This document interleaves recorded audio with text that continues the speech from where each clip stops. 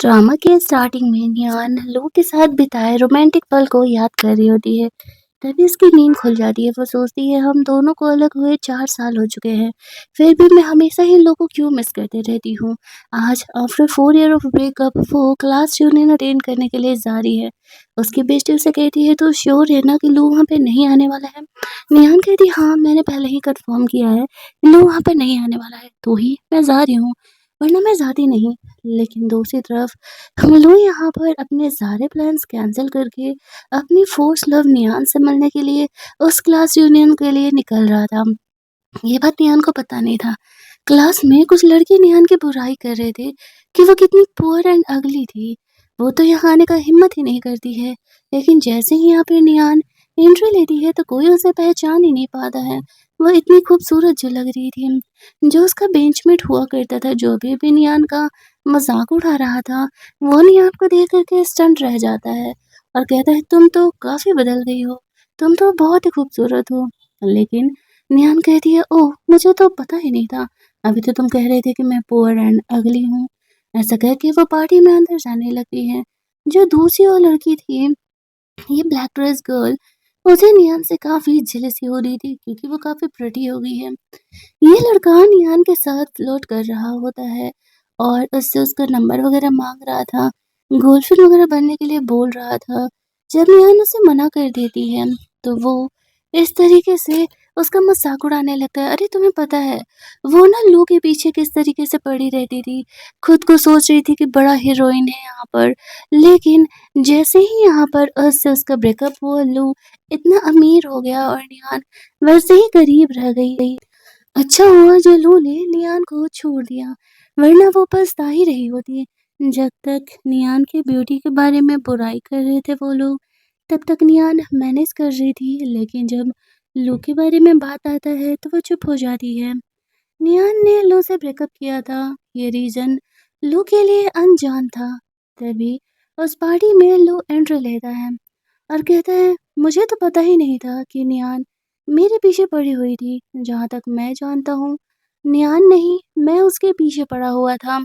तो जो भी यहाँ पर रूमर्स फैला रहा है वो चुप हो जाए, वरना उन्हें मेरी आइडेंटिटी के बारे में तो पता ही है। लू को यहाँ देखते ही नियान शॉक्ड हो जाती है। उसने पूरी तरीके से चीज़ों को कन्फर्म किया था कि लू यहाँ पर नहीं आने वाला है, तभी वो यहाँ पर आई थी।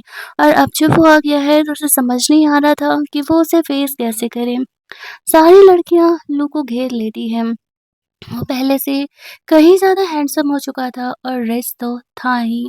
लेकिन यहाँ पर लू उन लड़कियों की भीड़ में से निकल करके सबको छोड़ करके अपने फर्स्ट लव नियान के पास पहुंच जाता है। नियान को लू को देखते ही फ्लैशबैक में उसके साथ बिताए सारे वक्त याद आने लगते हैं। वो सोच रही थी कि वो तो यहाँ बुरा फँसने वाली है। अचानक से वो पार्टी से निकल भी नहीं सक रही थी। वो जा कर के नेहा से बात करने लगता है कि फाइनली यू आर बैक। नेहान शुरुआत में उसे इग्नोर करने का कोशिश करती है, लेकिन लो नेहान का पीछा ही नहीं छोड़ रहा था उन दोनों को बात करते हुए देख करके। और लोगों को जेलस होने लगता है कि लो इतना ज़्यादा रिच है और इतनी सारी यहाँ पे लड़कियां हैं, उन सबको छोड़ करके वो नियान से क्यों ही बात करने जा रहा है। 4 ईयर बिफोर तो इनका ब्रेकअप हो चुका था ना, तो फिर क्यों यहाँ पर लो अब नियान से बात कर रहा है। नियान उसे छोड़ करके आगे जा रही थी, तभी ये गर्ल आकर के बात करने लगती है। वो उसे इग्नोर कर देता है। वो नियान की बुराई करने का कोशिश करती है तो पलट करके लो से जवाब देता है तुम बिल्कुल नहीं बदली, पहले भी कॉलेज में डम थी और अब भी वही हो। दिख नहीं रहा कि मैं इससे बात कर रहा हूँ, तो फिर तुम बीच में क्यों ही आ रहे हो। और उस लड़की का तो मुंह ही बन जाता है और नियान को लू का ये जवाब सुन करके हंसी आने लगता है। लो नियान के पीछे पीछे ऐसे चिपका चल रहा था जैसे गुड़ के पीछे मक्खी पड़ जाती है। तभी वहां पे वो लड़की ये देख करके जेलस होती है और माइक में जानबूझ करके नियान का इंसल्ट करने के लिए कहती है ओह आई एम सॉरी, मैंने तुम्हें कहा कि शायद तुमने प्लास्टिक सर्जरी करा ली होगी, लेकिन मैं तो भूल गई थी, तुम तो बहुत गरीब हो ना, इकलौती तुम्हारी सिर्फ ग्रैंड मदर थी इस दुनिया में। और वो भला इतने पैसे तुम्हें कहाँ से ही दे पाएँगे कि तुम प्लास्टिक सर्जरी करा सको। लू ये सुनता और ये बर्दाश्त नहीं कर पाता है, उस लड़की के मुँह पे वो वाइन फेंक देता है। ये देखते ही वो लड़की शॉक हो जाती है। लू कहता है लगता है कि तुम्हारी ज़ुबान कुछ ज़्यादा ही चल रही है। मैंने तुम्हें वार्न किया था कि नियान मेरी होने वाली वाइफ़ है और अगर किसी ने उसे बुली किया तो उसके लिए सही नहीं होगा। बट मुझे लगता है कि तुमने इस बात को कुछ ज़्यादा ही कैज़ुअली ले लिया और गुस्से में आकर के उस लड़की के फैमिली के साथ अगर उसके बिज़नेस के कोई कनेक्शन थे, तो वो बिज़नेस के कनेक्शन को कैंसल कर देता है। वो लड़की का शक्ल देखने लायक था। लो निहान के पीछे-पीछे जा रहा था। निहान जहाँ भी जा रही थी उससे उसके फ्रेंड का कॉल आने लगता है। वो साइड में जाकर के बात कर रही थी तो लो उसके पीछे-पीछे चले जाता है। निहान से वो पूछ रहा था कि वो किससे बात कर रही है तो वो उससे कहता है कि मेरा हस्बैंड है जो कि मुझे रिसीव करने के लिए आने वाला है। वो लो से पीछे छुड़ाने के लिए ऐसे बोल रही होती है। वो उसे कहती है कि तुमने बेशर्मी की हद पार कर दी है। तुम मुझे पीछे-पीछे ऐसे गर्ल्स वॉशरूम में कैसे आ सकते हो? लो कहता है कि तुम मुझसे बाहर बात ही नहीं कर रही थी तो मैं क्या करता? वो उसे रोक करके उसे किस करने का कोशिश करता है लेकिन नेहान उसे रिजेक्ट कर देती है और कहती है कि तुम भूल रहे हो कि 4 साल पहले हमारा ब्रेकअप हो चुका है। लो उसे कहता है मैं इस बात से एग्री नहीं किया था, तुम मुझे छोड़ कर के अचानक चली गई थी, तो मैं इस ब्रेकअप को वैलिड नहीं मानता हूँ। बाहर जाकर के यहाँ पर नियान अपनी फ्रेंड के आने का वेट कर रही होती है और लू सोच रहा था कि क्या सच में यहाँ पे नियान के लाइफ में 4 सालों में कोई लड़का आ चुका है। तभी उसकी फ्रेंड यहाँ पर आ जाती है और वो नियान की एक और कॉमन फ्रेंड के साथ यहाँ पर आई हुई थी। लू को उसे देख कर के लगने लगता है कि क्या यही नियान को वो सो कॉल्ड हस्बैंड है जिसके बारे में वो बता रही थी। लू से पीछे छुड़ाने के लिए उसकी फ्रेंड उसके ऊपर कच्चे अंडे फेंक रही होती है लेकिन लू सबको डॉज कर रहा था और जब नियान ऐसा करती है तो वो डॉज नहीं करता, वो सीधे उसके मुँह पे जाके लगता है।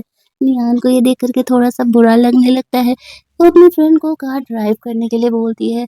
तभी वहाँ पे लू का सेक्रेटरी आता है और बोलता है, पता लगाओ ये कार में लड़का कौन था? वहाँ से आगे जाने के बाद नियान की फ्रेंड पूछती है, क्या तुम अब भी उससे प्यार करती हो? नियान कहती है, नहीं, भला मैं उस लड़के का क्यों इंतज़ार करूँगी? वो कहती है, मुझे तो लगता है कि शायद वो तुम्हें अब भी पसंद करता है। नियान कहती है, ऐसा कैसे हो सकता है? 4 साल पहले ही वो जीजी के साथ एंगेज हो चुका था, तभी तो मैंने उससे ब्रेकअप किया था। सीन कट होता है, हम लोग देखते हैं कि नियान अपने होम टाउन में अपना एक शॉप-वॉप चलाया करती थी और वो वहीं जाने का वापस प्लान कर रही थी। जाने से पहले शॉपिंग करने के लिए वो अपनी फ्रेंड के साथ बाहर निकलती है।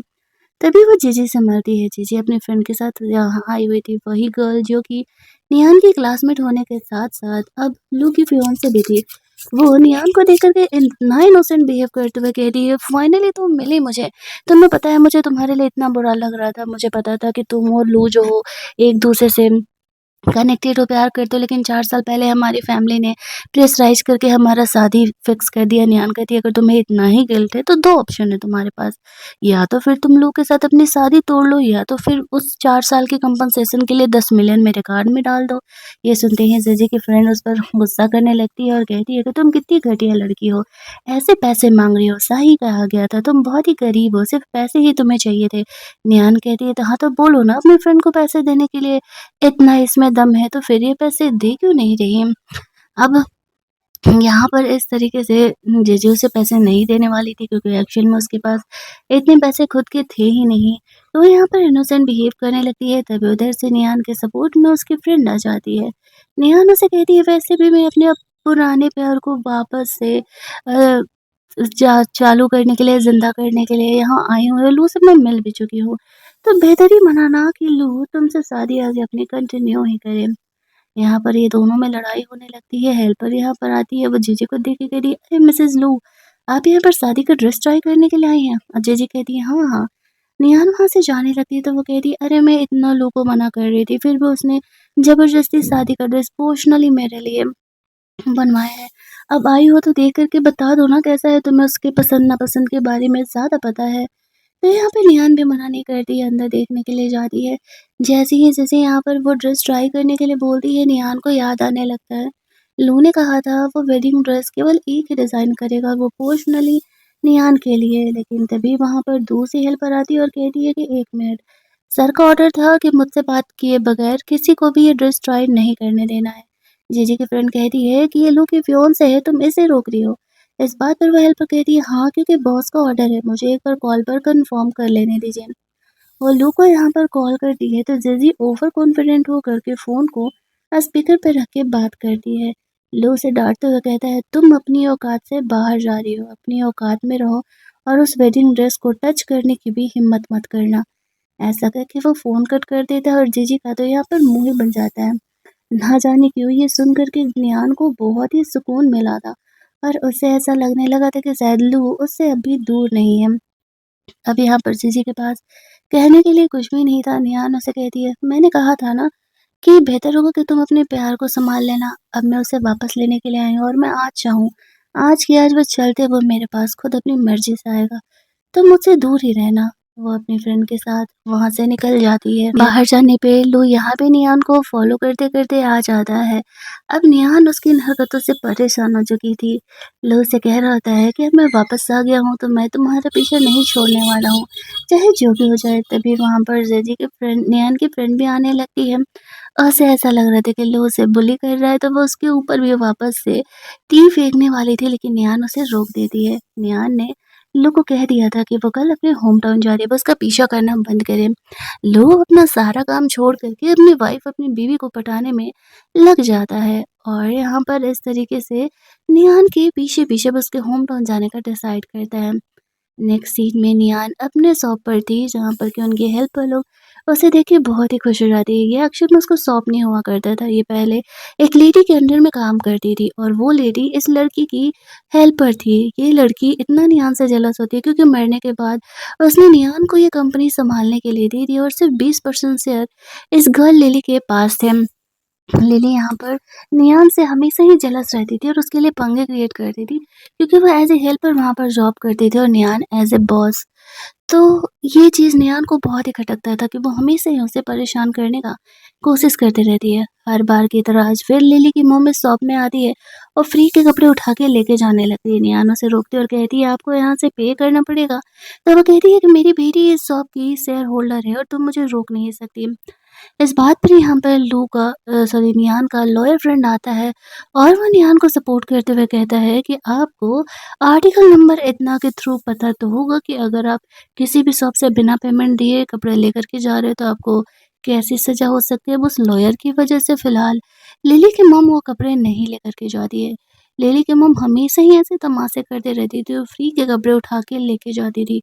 नियान को उसे सबक सिखाना ज़रूरी था, तो इसी वजह से ये करना ज़रूरी था। वो कहती है कि सिर्फ़ तुम्हारी बेटी 20% की शेयर होल्डर है और बेहतर होगा कि 3 सालों में तुमने जो अब तक ये सारी चीज़ें लेकर के गई हैं, उन सब का पैसा दे देना, वरना अगर जिस दिन मैंने तुम लोगों पर केस कर दिया ना, तो तुम्हारे लिए सही नहीं होगा। लिली की मॉम को लिली वहाँ से लॉयर लेकर के फ्रेंड्स में जाती निहान है। अभी बात ही कर रही थी कि तभी वहाँ पर लू आ जाता है। वो निहान को दूसरे लड़के के साथ देख कर के जेलस होने लगता है।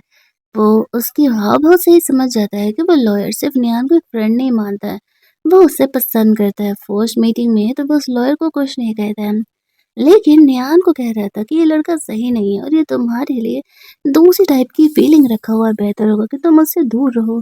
निहान कहती कि ये मेरा पर्सनल मैटर है और तुम यहाँ क्या कर रहे हो? तुम्हारा वेलकम मेरे शॉप में नहीं है, क्योंकि तुम इस शॉप के कभी कस्टमर नहीं बन सकते हो। मैं तुम्हें कुछ भी नहीं सेल करूँगी, तुम यहाँ से चले जाओ। वो बस लू को अपने लाइफ में अब एंट्री नहीं देना चाह रही थी, क्योंकि अपने लाइफ के लोएस्ट पीक पर जब वो थी, लोएस्ट पॉइंट पर जब वो थी, तब लू तो उसके साथ नहीं था और अब वो अचानक से उसकी ज़िंदगी में वापस आएगा, ऐसे थोड़ी होता है। निहान अपने फ्लैट जाती है तो देखती है लू ने उसके घर के सामने वाला फ्लैट खरीद लिया है। वो उसे इग्नोर करके अंदर जाती है तो ऊपर वाले फ्लोर पर एक चाचा-चाची कुछ ज़्यादा ही हंगामा मचा रहे थे अपने प्रेम प्रसंग के चक्कर में। निहान को रहा नहीं जाता है, वो ऊपर जाने के लिए बाहर निकलती है तो देखती है लू भी वहाँ पर है। अब वो इस तरीके से ऊपर जा कर के उसे डाँट रही होती है, उसे मना कर रही थी हल्ला नहीं करने के लिए, तो वो निहान को ये बोलने लगता है कि हम दोनों अपना रासलीला रचा रहे हैं और तुम यहाँ पर बीच में ऐसे कैसे तमाशा कर सकती हो? लड़की हो तुम, अपनी हद में रहो।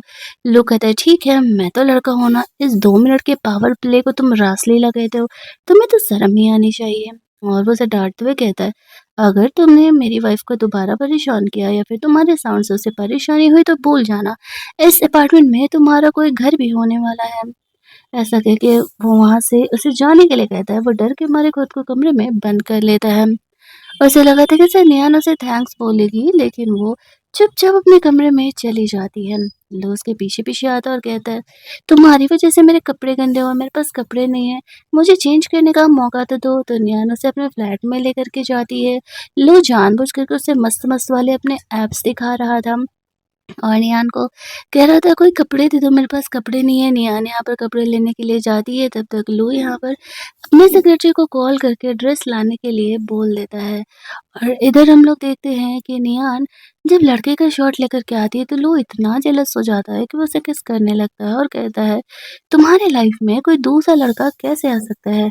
नियान उसके इस बदतमीजी के लिए उस पर काफी गुस्सा करती है।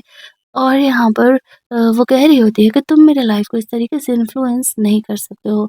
वो उसे खुद से दूर रहने के लिए कहती है, लेकिन वो कहाँ ही सुनने वाला था। वो उसे कहती है, तुम्हारी खुद की फियांसे है, तुम्हें नहीं लगता कि जीजी को बुरा लगेगा, तुम ये सब कुछ कर रहे हो। लो उसे कहता है, मेरा उससे कब का ब्रेकअप हो चुका है, भरोसा नहीं है तो तुम कॉल करके पूछ सकती हो, ये लो मेरा फ़ोन, पासवर्ड तुम्हारा बर्थडे ही है।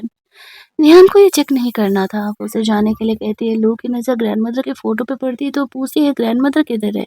नेहान कहती है, वो इस दुनिया में नहीं है। ये सुन कर के लू भी इमोशनल हो जाता है। उसने ग्रैंडमदर को प्रॉमिस किया था कि वो नेहान का हमेशा ही ख्याल रखेगा, और ग्रैंडमदर कब गुज़र गई उसे पता भी नहीं चला।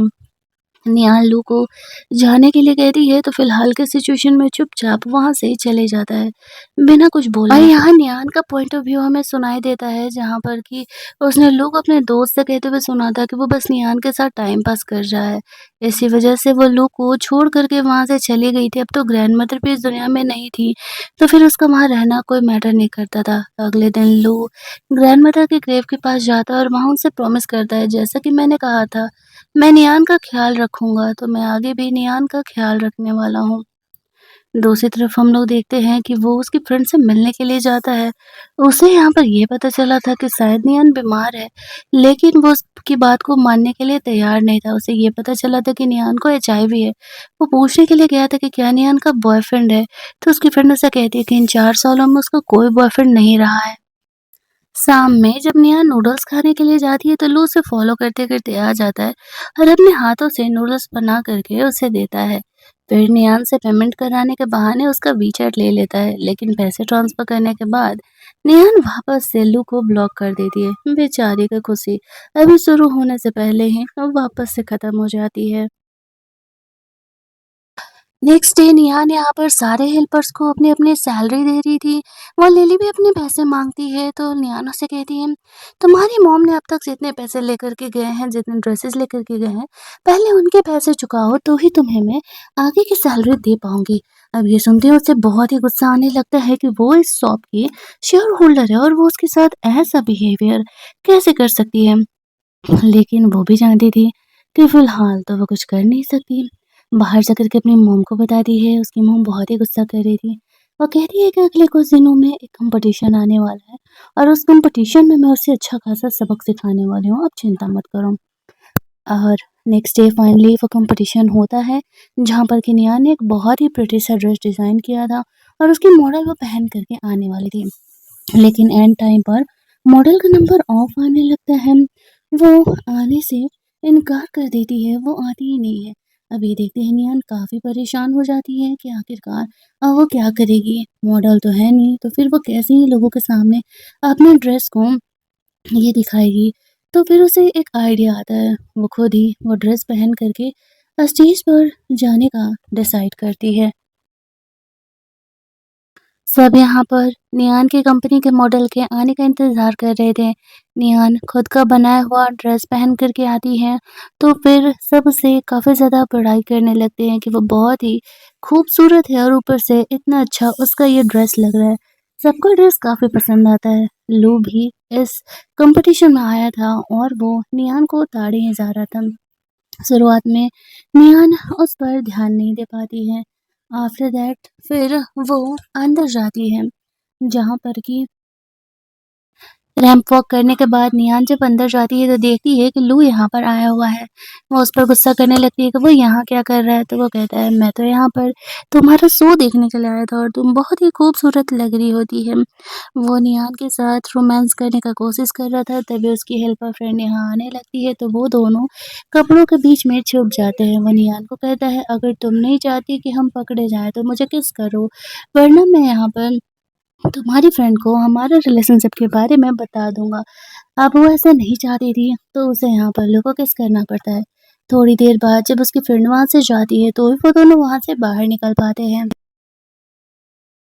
नेहान जब बाहर निकलती है तो इस तरीके से लिली यहाँ पर आती है और कहती है कि तुम कोई प्रोफेशनल मॉडल नहीं हो, तुम रैंप वॉक कैसे कर सकती हो? नेहान कहती है, तो क्या हो गया, मैंने एटलीस्ट सिचुएशन को संभाल तो लिया।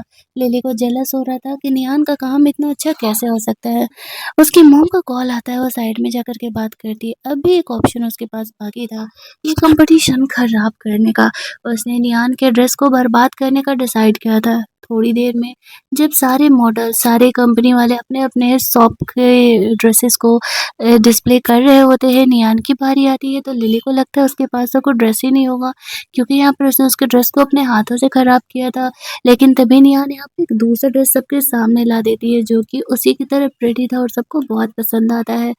नियान यहाँ पर लिली के उड़े हुए शकल को देख कर के कहती है, शायद तुमने मुझे पहचाना नहीं, मेरे पास हमेशा ही प्लान बी रहता है। यहाँ पर लिली की मॉम उसे फ़ोन करके पूछ रही थी काम हुआ या नहीं। निहान फ़ोन ले लेती है और कहती है, सॉरी आंटी, इस बार भी आपको डिसअपॉइंट होना ही पड़ेगा क्योंकि मैं तो कंपटीशन जीतने वाली हूँ। लास्ट में पब्लिक वोटिंग होने वाली थी, जहाँ पर कि 2 लोगों के ड्रेसेस को चूज़ किया गया था। पहला यहाँ पर नियान थी और दूसरा जीजी की फ्रेंड थी। जीजी की फ्रेंड कहती है, दुश्मनों के लिए दुनिया कितनी छोटी होती है ना। जीजी कहती है, हाँ, बात तो है। अब यहाँ पर जज को वोट करना था। उन दोनों में से ड्रेस किसका सबसे ज़्यादा खूबसूरत है? एज ए जज वहाँ पर लू आता है तो यहाँ पर वो रेड रोज़ लेकर के जाता है और कहता है, ये रेड रोज़ मेरे होने वाली वाइफ़ के लिए होने वाला है। जीजी की बेस्टी उसे याद दिलाते हुए कहती है, मैं तुम्हारी फियांसे जीजी की बेस्ट फ्रेंड हूँ। वो कहता है, मुझे तो याद भी नहीं है कि मेरी कोई फियांसे है। जाकर के कन्फर्म करो कि वो एक्चुअली में मेरी फियांसे है नहीं। और फिर वो रेड रोज़ नियान को दे देता है, जिस वज़ह से कि नियान ये कॉम्पिटिशन जीत जाती है। उसकी फ्रेंड को काफ़ी गुस्सा आने लगता है। उसे ऐसा लगता है कि निहान ने जानबूझ कर के लू को पटाया है, ताकि वो ये कॉम्पिटिशन जीत सके। कंपटीशन के बाद जब वो निहान को बुली करने के लिए जाती है, तभी वहाँ पर लू आ जाता है और कहता है कि लगता है कि तुमने अपना सबक अभी तक सीखा नहीं है। तुम मेरी होने वाली वाइफ को परेशान करने के लिए आ रही हो। वो लड़की फिलहाल वहाँ से चली जाती है, लेकिन निहान यहाँ पर चाहे लू कितना भी उसे हेल्प कर ले, इतनी आसानी से उसे माफ़ नहीं करने वाली थी। लू यहाँ पर निहान को मनाते हुए कहता है कि तुम कब मानने वाली हो?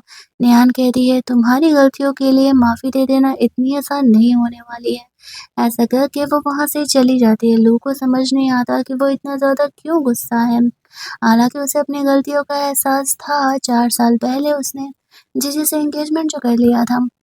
अब यहाँ पर वो उसे मनाने के लिए अगले दिन फ्रूट्स वगैरह लेकर के आता है और वो उसे मनाने का चाहे जितना भी कोशिश कर ले, हर बार नेहान उसे रिजेक्ट करके ही जा रही थी।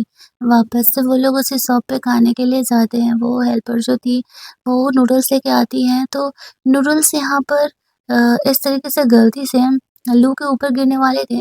नेहान उसे बचाने के लिए अपना बैग बीच में ला देती है और वो नूडल्स मोस्टली उसके पैर पर गिर जाते हैं। ये देखती है नेहान काफ़ी ज़्यादा लू काफ़ी ज़्यादा घबरा जाता है कि निहान का पैर इस तरीके से बर्न हो गया और उसे जल्दी-जल्दी फ़ोन स्टार्ट करने के लिए लेकर के जाता है। जहाँ पर कि वो निहान के पैर पर ऑइंटमेंट लगा रहा था। निहान उसे कहती है, इतनी छोटी से बर्न के लिए परेशान होने की ज़रूरत नहीं है।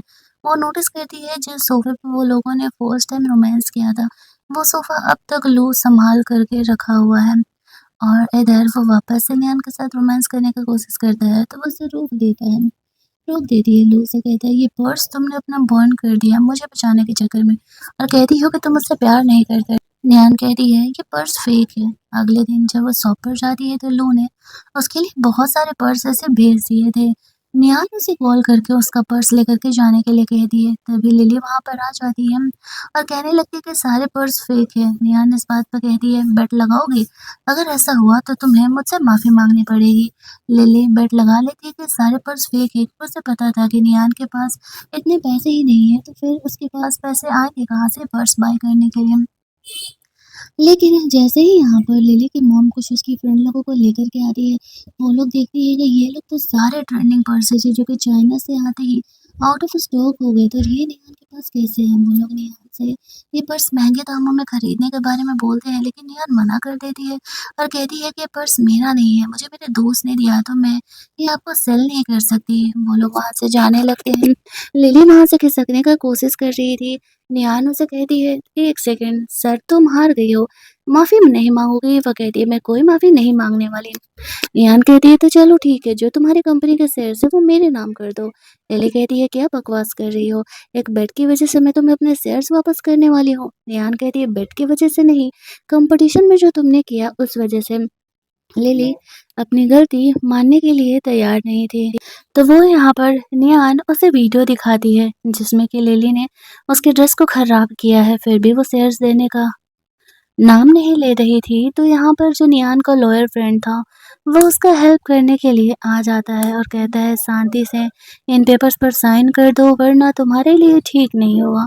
तो फिर लिली चुपचाप उन पेपर्स पर साइन कर देती है, वरना उसे जेल भी जाना पड़ सकता था। अब ये सब पूरी तरीके से नियान का हो चुका था। इसी खुशी में नियान यहाँ पे लॉयर फ्रेंड को अपना डिनर देने के लिए, डिनर पार्टी देने के लिए रेडी हो रही थी, तभी वहाँ पे लू आ जाता है और मना करता है कि एक्चुअल में निहान जो है वो आज बिजी है, तो तुम्हें तो वो डिनर पार्टी दे नहीं पाएगी। उस लॉयर फ्रेंड को निहान और लू के बारे में एक्चुअल में नहीं पता था कि लू उसका एक्स बॉयफ्रेंड है। अब वो तो उसे पसंद कर रहा होता है, तो वो उसकी फिक्र तो करेगा ही। लू निहान को वहां से लेके जाने का कोशिश कर रहा था। वो अपने लॉयर फ्रेंड को कह रही है, मैं तुम्हें फिर कभी डिनर पार्टी दे दूंगी, मैं आज थोड़ा बिजी हूँ। वो लोग वहाँ से बाहर निकलते तो निहान को उसके फ्रेंड का कॉल आता है, उसकी तबीयत खराब है। निहान उसका केयर करने के लिए चली जाती है। लू के दिमाग में एक आइडिया आता है, निहान के फ्रेंड का तबीयत खराब था तो उसकी इतनी फिक्र कर रही है, तो वो मेरी भी फिक्र करेगी। तो वो जानबूझ करके बहुत ही कोल्ड वाटर से वो नहा लेता है ताकि उससे भी फीवर हो जाए। फिर भी फीवर नहीं होता है, लेकिन कोल्ड होने की वो एक्टिंग करने लगता है। निहान वहाँ पर जा रही थी तो वो जानबूझ करके उसके सामने जाता है ताकि उसे पता चले कि उसकी तबीयत खराब है। अब वो निहान को कहता है, तुम मेरी हेल्प नहीं करोगी? निहान ऐसे कैसे वो लल्लू को इग्नोर कर सकती थी, तो वो उसका फिक्र करने के लिए चली जाती है। उसके लिए कुछ फूड वगैरह भी बनाना था उसको, लेकिन इधर लू का सेक्रेटरी आने लगता है। तो वो जल्दी जल्दी उसे छुपने के लिए कहता है, क्योंकि अगर निहान ने उसे देख लिया तो फिर वो उसका फिक्र नहीं करेगी और कहेगी कि सेक्रेटरी है ही तुम्हारा केयर करने के लिए। लू जब सो रहा होता है तो नियान उसे देख करके कॉलेज टाइम के दिन याद कर रही होती है। तभी उसे लू को मैसेज दिखता है कि जिजी ने उसे मैसेज किया है। नियान का मूड ऑफ हो जाता है और वो वहां से बाहर निकलती है, लेकिन तभी वो नोटिस करती है अपने फोन की जगह वो एसी का रिमोट लेकर के आ गई है। तो वो वापस से घर में एंटर करती है, उसे ध्यान आता है लू ने बोला था कि पासवर्ड उसका बर्थडे है। पासवर्ड डाल करके वो अंदर जाती है तो देखती है कि लू जगा हुआ है। नियान कहती है, तुम जग क्यों गए? वो कहता है, अब तुम गुस्सा करके जाओगी तो मुझे भला नींद कैसे आने वाला? वो कहता है, तुम जीजी के मैसेज देख कर के जेलस हो रही हो। वो उसे मैसेज पढ़ाता है। बाद में जीजी ने उसे मैसेज किया था कि वो किसी और को मैसेज कर रही थी और वो गलती से उसके पास चला गया। वो उसे बताता है कि जीजी से उसका ब्रेकअप 2 साल पहले ही हो गया था। नियान कहती है, मुझे इस बात से फ़र्क नहीं पड़ता, हम दोनों एक-दूसरे के लिए सही नहीं हैं। ऐसा कह के वो वहाँ से जाने लगती है। तभी वो लू के उस फ्रेंड से मिलती है, जिसको कि 4 साल पहले लू को उसने कहते हुए सुना था कि वो नियान के साथ टाइम पास कर रहा है और उसके फ्रेंड को ये लगता है कि शायद नियान लू के पीछे पड़ी हुई है। तो वो सोचता है कि क्यों ना उससे लू का पीछा छुड़ाया जाए। नियान वहाँ से चली जाती है। अगले दिन जब उसका फ्रेंड नियान से लिफ्ट में मिलता है तो वो जानबूझ करके जीजी से बात करके उसे सुना रहा था कि लू का बर्थडे है, पार्टी में ज़रूर आने के लिए। उसे भी नहीं पता था कि जीजी से उसका एंगेजमेंट टूट चुका और वो जीजी से केवल मजबूरी में एंगेज हुआ था। और दूसरी बात कि वो नियान से प्यार करता है। निहान के जाते ही लू यहाँ पर आता है तो उसका फ्रेंड पूरा चौड़ में बता रहा था कि मैंने निहान को बता दिया है कि तुम्हारी शादी किसी और से होने वाली है। ये सुनते ही लू गुस्सा हो जाता है और कहता है कि मैं शादी जिससे करने वाला हूँ वो निहान ही है, और अगर वो मेरे बर्थडे पार्टी में बेटर नहीं आई ना तो तुम्हारा खैर नहीं है, जाकर उसके पैरों में गिर जाना, पैरों में गिर जाओ। मुझे इस बात से घंटा फर्क नहीं पड़ता, लेकिन निहान मुझे मेरे बर्थडे पार्टी में चाहिए। अगले दिन लू का भाई आता है और निहान को वो जबरदस्ती वहां से ये बहाना करके लेके जाता है कि एक्चुअल में लू थोड़ी डेंजरस सिचुएशन में है। निहान जाना नहीं चाह रही थी लेकिन उसकी बात सुन करके वो वहां पहुंच जाती है। जब वो वहां पर पहुंचती है तो देखती है कि एक्चुअल में कोई इमरजेंसी नहीं है। लू का बर्थडे है। वो उसकी हरकत से गुस्सा होकर के जाने लगती है। तभी वहां पर जिजी अपनी फ्रेंड्स के साथ आती है। जिजी तो यहाँ पे स्वीट पॉइजन का काम किया करती थी, तो यहाँ पर वो इनोसेंट बन करके निहान से कह रही होती है, आज लू का बर्थडे और तुम इतने सिंपल ड्रेसिंग में आई हो।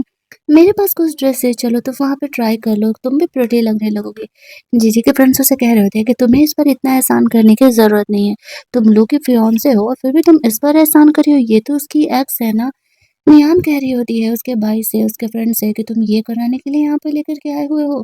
तो उसके फ्रेंड नियान का और ज़्यादा मज़ाक उड़ाने लगते हैं कि ये तो इतनी गरीब और पैसों के पीछे इस तरीके से पड़ी रहती है कि उसने तो जीजी से भी पैसे का डिमांड किया था लू को छोड़ने के लिए। तभी वहाँ पे लू नियान के सपोर्ट में आ जाता है। और वो जीजी पर गुस्सा करते हुए कहने लगता है कि मुझे तो पता ही नहीं था कि तुम अभी मेरी फियांसे हो। मैंने 2 साल पहले ही तुमसे ब्रेकअप कर लिया। अब सारे उसके लोग ये बात सुन कर के शॉक हो जाते हैं। जीजी का 2 साल पहले जब लो से एंगेजमेंट टूट चुका है, तो फिर वो उसके फियांसे की तरह क्यों ही बिहेव करती है। लो से कहता है, देखा नियान, मैंने तुमसे कहा था ना कि 2 साल पहले ही मैंने इससे रिश्ते तोड़ लिए हैं। नियान कहती है, मैंने भी तुमसे कहा था ना कि तुम मेरे से एंगेज हो या ना हो, इस बात से अब मुझे कोई फ़र्क नहीं पड़ता है।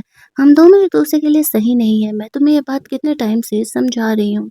तभी वहाँ पर से जेलू से कहने लगती है कि तुम ऐसा मेरे साथ क्यों बिहेव करो। उसके दोस्त कहते हैं, तुमने यहाँ पर जीजे के लिए शादी का ड्रेस बनवाया था। लू कहता है, मैंने वो ड्रेस निहान के लिए बनवाया था, ना कि जीजे के लिए। अब ये तुम लोगों को गलतफहमी क्रिएट कर रही है, तो ये तुम लोगों की प्रॉब्लम है। तभी जीजी सामने आती है और एक प्रेगनेंसी रिपोर्ट दिखाते हुए कहती है कि वो लू के बेबी को लेकर के प्रेग्नेंट है। लू से कहता है कि मैं तुम्हारे साथ इतने साल में एक बार भी इंटीमेट नहीं हुआ, तो क्या तुम दूर से ही प्रेग्नेंट हो जाती हो? ये तरीका तो मुझे पता ही नहीं है। यान ये बात सुन कर के गुस्सा करने लगती है। वो रिपोर्ट लेकर के लू अपने सेक्रेटरी को चेक करने के लिए बोलता है, क्योंकि वो श्योर था कि लू यहाँ पर निहान को रोक रहा होता है कि कम से कम तुम कंफर्मेशन तो लेकर के जाओ, क्योंकि उसके कैरेक्टर पर दाग लग रहा है। उसका सेक्रेटरी तुरंत ही यहाँ पर प्रूव कर देता है कि ये एक्चुअल में फेक रिपोर्ट है।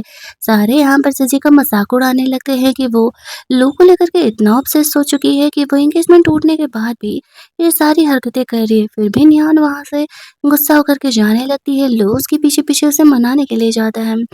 अनयान को रोकता है और उससे घुटने के बल होकर के पहले तो माफ़ी माँगता है। वो कहता है, आई नो पिछले 4 सालों में मैंने बहुत से गलतियाँ की हैं, लेकिन मैंने तुम्हें बहुत बार कॉन्टैक्ट करने का कोशिश किया था। मुझे मेरी फैमिली की जो फाइनेंशियल चेन है वो अचानक से ब्रेक हो गई थी। इस वज़ह से मेरी फैमिली के कहने की वज़ह से मुझे फेक यहाँ पर जीजी के साथ एंगेजमेंट करना पड़ा था, ताकि वो हमारा हेल्प कर सके। मैंने तुम्हें बताने का कोशिश भी किया था, लेकिन तुम अचानक से गायब हो गई थी। नेहान कहती है, ओह! मैं अचानक से गायब हो गई थी, सीरियसली? मतलब तुम इतने रिचेस्ट इंसान हो, तुम्हारे डैड इतने ज़्यादा रिच हैं, पूरे शहर को तुम अपने एक हाथ में कंट्रोल कर सकते हो और तुम मुझे नहीं ढूँढ पाए। इन 4 सालों में तुम कहाँ थे जब मुझे तुम्हारी सबसे ज़्यादा ज़रूरत थी? जब मेरी ग्रैंडमदर इस दुनिया में नहीं रही, तब तुम कहाँ थे? जब मुझे अपना जॉब शुरू करना था, तब तुम कहाँ थे? तब तो तुम्हारी ज़िंदगी आराम से कट रही थी और मैं स्ट्रगल कर रही थी। आफ्टर 4 ईयर तुम मेरे लाइफ में आते हो, मुझसे माफ़ी माँगने की एक्टिंग करते हो और कहते हो कि मैं तुम्हें माफ़ कर दूँ। किस हक से तुम मुझसे माफ़ी माँग रहे हो? हमारे बीच अब कभी भी कुछ नहीं हो सकता है। लू उसे समझाने का कोशिश करते हैं कि ऐसा नहीं है कि उसने नियान से कॉन्टैक्ट करने का कोशिश नहीं किया, लेकिन नियान की तरफ से कोई जवाब नहीं आया। नियान का एक ही नंबर उसके पास था। उसके घर पे भी गया था, लेकिन वहाँ पर नियान थी ही नहीं। अब इनके बीच मिसअंडरस्टैंडिंग क्रिएट करने वाला इंसान कोई और नहीं, एक्चुअल में लू का डैड था। वो हमें थोड़ी देर बाद पता चलने वाला है। नियान यहाँ पे लू को कहती है, मैं बस अब चाहती हूँ कि तुम मेरे लाइफ को डिस्टर्ब मत करो। तुम्हारे बिना मैंने रहना सीख लिया है और मुझे वैसे ही रहने दो। ऐसा करके वो वहाँ से चली जाती है। लू अपना पुराना फ़ोन उठा करके एक मोबाइल शॉप में जाता है और उसे बहुत सारे पैसे देते हुए बोलता है, 4 साल पहले के सारा डाटा यहाँ पर तुम रिट्राइव करो। पैसे का ऑफ़र इतना ज़्यादा था कि वो 10 मिनट में ही सारे डाटा को रिट्राइव करने में लग जाता है। दूसरी तरफ नियान को भी लगता है कि जब लू ने कहा कि वो उसे कॉन्टैक्ट करने का कोशिश कर रहा था, तो एक बार पुराने फ़ोन को चेक करना चाहिए। एक तरफ लू अपने मैसेजेस और डाटा को रिट्राइव करा रहा था और दूसरी तरफ नियान अपने पुराने फ़ोन को ढूँढ रही होती है। वो शॉप वाला बताता है कि लू के फ़ोन में एक ऐसा सॉफ्टवेयर डाला हुआ था जिस वज़ह से उसे निहान का कोई भी मैसेज कॉल आ ही नहीं रहा था। इधर निहान जब अपना 4 डे बिफ़ोर का फ़ोन ऑन करती है तो देखती है कि उसमें हज़ारों लू के मैसेजेस और कॉल्स है। उसने उसे उसी समय बताया था कि वो सिर्फ़ झूठ में जीजी के साथ एंगेज हो रहा है। वो जानता है कि वो ये निहान के साथ गलत कर रहा है, लेकिन ये फैमिली की मजबूरी है। और लू ने अपने फ्रेंड को निहान के बारे में इसलिए झूठ बोला था कि वो उसके साथ टाइम पास कर रहा है, क्योंकि उसे पता था उसके पास जो पेन है, उसके थ्रू कोई उनकी बातों को सुन रहा है। उसे ये भी पता चल जाता है कि लू के डैड ने जाकर के नियान को डराया-धमकाया था ताकि यहाँ पर नियान उससे दूर रहे। और नियान जब लू के मैसेज देखती है कि पिछले 4 सालों में एक भी दिन ऐसा नहीं हुआ है कि लू ने उसे मैसेज किया हो, तो वो समझ जाती है कि लू ने झूठ नहीं बोला था। और वो यहाँ आने से पहले भी क्लास में उन्होंने मुझसे मैसेज डाला था कि मैं सिर्फ़ और सिर्फ़ तुमसे मिलने के लिए आ रहा हूँ। अब दोनों ही एक-दूसरे को कॉन्टैक्ट करते हैं और पूछते हैं कि कहाँ है। लू निहान से उसी समय मिलने के लिए आ रहा होता है। दोनों एक-दूसरे को हग करते हैं, किस करते हैं और रोने लगते हैं। हमें ऐसा लगता है कि मानो ये कहानी की एक हैप्पी एंडिंग है, लेकिन तभी हमें पता चलता है कि एक्चुअल में ये चीज़ सिर्फ़ उनकी इमेजिनेशन थी। लू यहाँ पर निहान से अब तक मिलने के लिए नहीं आया था। दोनों की बात ज़रूर हुई थी, लेकिन जैसे ही वो अपना हाउस रजिस्ट्रेशन कार्ड लेकर के निकल रहा था, उसके डैड उसे रोक लेते हैं और कहते हैं कि अगर तुम निहान से शादी करने की जाने कोशिश कर रही हो, तो मैं अपने जीती जी ऐसा कभी नहीं होने दूँगा। लू उसे कहता है कि अगर आप चाहते हैं कि मैं आपकी कंपनी सँभालूँ, क्योंकि मेरे आने के बाद कंपनी के 20% प्रॉफ़िट बढ़ गए हैं इन 4 सालों में, तो बेहतर होगा आप मेरे लव लाइफ को कंट्रोल मत करो। मुझे अच्छे से पता है 4 साल पहले आपने नियान के साथ क्या किया था। आप मुझसे मेरी ज़िंदगी छीन रहे हो। जीजी की फैमिली को मैंने ऑलरेडी बैंकरप्ट कर दिया है, क्योंकि उसने मेरी वाइफ का इंसल्ट करने का कोशिश किया था। लू की मॉम यहाँ पर आती है और वो लू को सपोर्ट करती है। अपने हस्बैंड से लड़ते हुए कहती है, मेरा बेटा जिस लड़की से प्यार करता है उसी से शादी करेगा। वो तुम्हारी तरह एक रोबोट नहीं बनेगा कि अपने इमोशंस को छोड़ करके बस पैसे कमाने के चक्कर में बिज़नेस मैरिज में 2 लोगों की लाइफ बर्बाद कर रहे हैं। वो लू को सपोर्ट करते हुए अपना खानदानी कड़ा देते हुए कहती है कि जाओ बेटा, मेरी होने वाली बहू को ही लेकर के आना। अब इस पॉइंट पर लू के फादर उसे कितना भी रोकने का कोशिश करते हैं, तो वो साफ तौर से कह देता है कि अगर आपने मुझे रोका, तो मैं आपसे सारे रिश्ते नाते तोड़ करके चला जाऊँगा। जब ये बात लू कहता है, तो उसके डैड फिर कुछ नहीं कह पाते हैं, क्योंकि उनके बुढ़ापा का सहारा इकलौता लू ही था और दूसरा, ये कंपनी भी लू ही सँभाल रहा होता है। दूसरी तरफ निहान यहाँ पर लू के आने का वेट कर रही होती है सिविल ब्यूरो पे। फ्लैशबैक में वो याद कर रही थी किस तरीके से लू के डैड वहाँ पर आकर उससे कहते, तुम्हें क्या लगता है वो सच में तुमसे प्यार करता है, वो तुमसे कभी शादी नहीं करने वाला है। निहान ने ये सारी बातें सुन करके ही लू को छोड़ करके वो चली गई थी।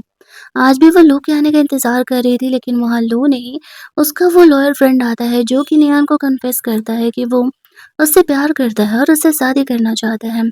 नियान उसे ना कहने ही वाली थी कि तभी वहां पर बारिश में भीगते हुए अपने स्कूटी से तेजी से ड्राइव करते हुए लो यहाँ पर आता है और वो उस लड़के पर गुस्सा करते हुए कहता है, तुमने मेरी बीवी को कन्फेस करने का कोशिश भी कैसे किया?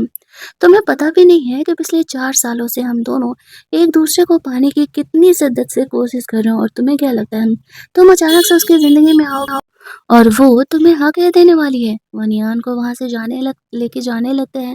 जाने से पहले नियान यहाँ पर अपने लॉयल फ्रेंड को रिजेक्ट कर देती है और कहती है कि लू उसकी ज़िंदगी में होता या ना होता, वो बस उसे एक दोस्त की तरह मानती है और उसे प्यार की नज़र से नहीं देखती है। इसके बाद वो दोनों उस तेज बारिश में एक दूसरे को किस करते हैं। उन दोनों को ऐसा लगता है जैसे सालों के बाद वो दोनों एक दूसरे से मिल रहे हों। ऐसे ही भीगे हुए दोनों सिविल ब्यूरो में अंदर जाते हैं और यहाँ पर दोनों को ही कंट्रोल नहीं हो रहा था, उन दोनों को जल्दी ही शादी करना था। लू यहाँ पर छोटे बच्चों की तरह रो रहा होता है। जब उसे शादी के फ़ोटो को क्लिक कराना था, नियान उसे सँभालती है और उनके फ़ोटो सच में बहुत ही अगली आए थे। लेकिन लू से कहते हैं, कोई बात नहीं है, एटलीस्ट हम दोनों अब एक तो हो गए ना। वो दोनों वहाँ से बाहर निकलते हैं, नियान के फ्रेंड को पता चलता है। उन दोनों ने शादी के लिए वो नियान पर गुस्सा करने लगती है, उसने उसे पहले क्यों नहीं बताया कि लू ने उसे ज़बरदस्ती किया शादी करने के लिए। नियान उसे कहती है, कहानी बहुत लंबी है, बस शॉर्ट फॉर्म में इतना समझ लो कि लू से शादी करना मेरी मर्ज़ी है। उसकी फ्रेंड को पटाने के लिए लो ने उसके favourite action figure limited edition ला करके उसे दे दिए, जिसके बाद यहाँ पर उसकी फ्रेंड भी इनकी शादी के लिए मान जाती है। इनके शादी के सीन के साथ हमारा ये ड्रामा यहीं पर एंड होता है। अगर ये स्वीट सी लव स्टोरी आपको अच्छी लगी होगी तो वीडियो को लाइक और शेयर करना मत भूलना। चैनल को सब्सक्राइब कर लेना ताकि नए वीडियोज़ के नोटिफ़िकेशन आपसे मिस ना हो। चलिए जल्दी से मिल लेते हैं हम लोग एक और मस्त-मस्त वाली कहानी के हिंदी वर्ज़न में। तब तक के लिए आप मेरे पुराने ड्रामास भी वॉच कर सकते हो।